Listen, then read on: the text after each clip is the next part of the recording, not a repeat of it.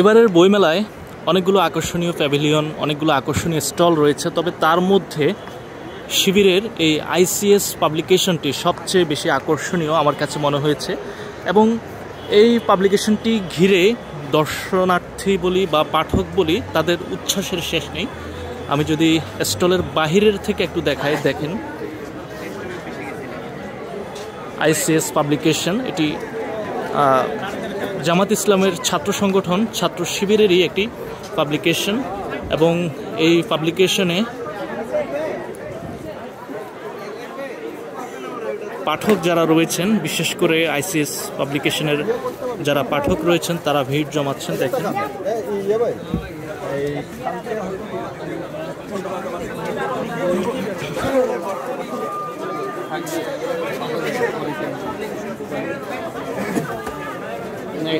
একটা কিনে নিই, যে কোনো একটা কিনে নিই।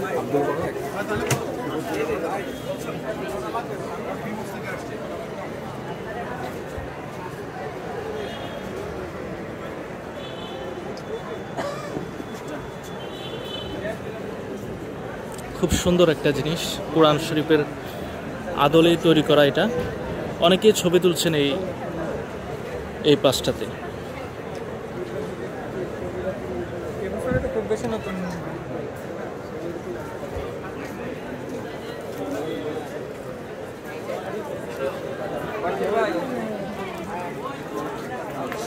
অসম্ভব ভিড়, ভিতরে ঢোকাই যাচ্ছে না। দেখুন খুব সুন্দর, চমৎকার, নান্দনিক, শৈল্পিক এবং রুচিশীল একটা স্টল করেছে শিবিরের আইসিএস পাবলিকেশন। এটি